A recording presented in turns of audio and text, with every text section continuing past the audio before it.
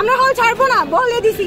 কালকে আমি একা শামসুন্নাহার থেকে আসি, ঘোষণা করে দিছি যে আমার বাবার কাছে আমার লাশ পাঠাইতে পারলে পাঠাইস, যদি স্বাধীন হয় ফিরিস লাশ পাঠাইস, না তো আমার লাশ রাস্তায় পৌঁছুক।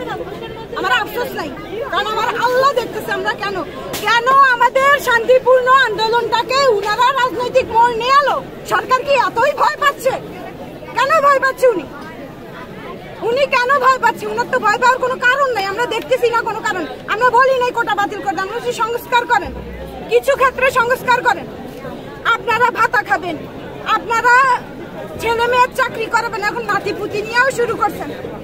আর আমরা এগুলা নিয়ে বলতে গেলে, আমরা সাধারণ শিক্ষার্থী বলতে গেলে আমরা হয়ে যাই রাজাকার।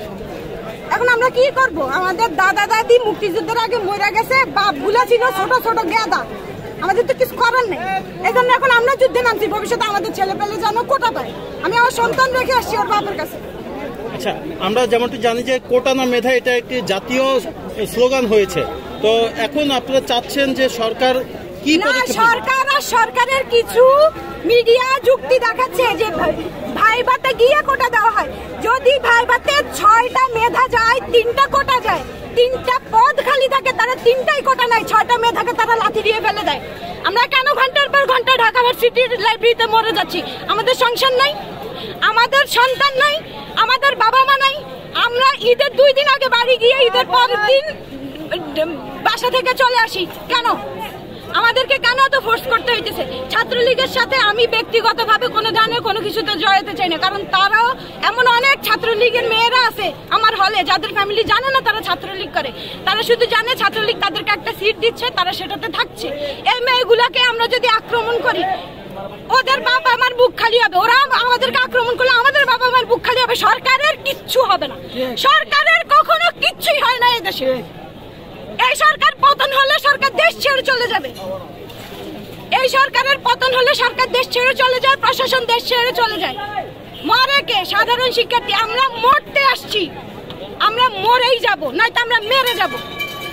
আমরা যদি একটা মেধা পড়ে আমরা 10টা কোটা গিলে খাবো, গিলে খাবো মানে গিলে খাবো। আর ফিসাবিলিল্লাহ, আল্লাহর ধরা এত সুন্দর, ছাত্রলীগরা যেভাবে ধরছে না, আমরা তো ছিলাম মুসিলা। দেশও ধরবে, দেশ ধরবে, এত সহজ না। হারাম খেয়ে সহ্য করা এত সহজ না।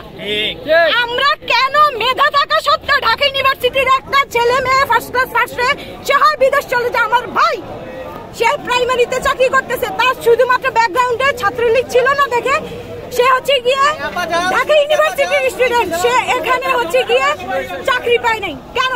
আমাদেরকে আমাদেরটা করতে দেন, আপনারা আপনাদেরটা নিয়ে থাকেন। আপনাদের গদির প্রতি আমাদের কোনো লোভ নাই। আমাদের কাহিনী, আমাদের কোটা নিয়ে, আমাদের স্বাধীনতা নিয়ে, আমাদের সচ্ছলতা নিয়ে। আমরা এত পরে কি করব? তাহলে এখন এখানে আমরা মানে ওই যে কি বলে গরু পালবো, ওনার ওখানে প্রচুর জায়গা, আমি দেখেছি একবার, প্রচুর জায়গা গরু পালবো, এখানে ধান চাষ করবো। আলহামদুলিল্লাহ মল চত্বরে পুরো ঢাকা ইউনিভার্সিটির পোলাপাইন থাকতে পারবে, আমরা এখানেই থাকবো। আর কিছু বলার নাই ভাই। এরপরে আপনারা যদি এগুলো ছড়ান, আমি লাইভেই বলতেছি আমার লাইফ রিস্কে, কিন্তু আমি আমার বাবাকে বলে দিয়ে আসছি যে আমি মরার জন্য প্রস্তুত, আমি মৃত্যুবরণ করার জন্য প্রস্তুত। কিন্তু আমরা আজকে আবার ইতিহাস গড়বো। ওরা 25শে মার্চ আনাইছে না আমাদের উপর, 25শে মার্চ আসছে কিনা ছাত্রছাত্রীর উপর, তাহলে 16ই ডিসেম্বরও আসবে, দেশ স্বাধীন হবে ইনশাআল্লাহ।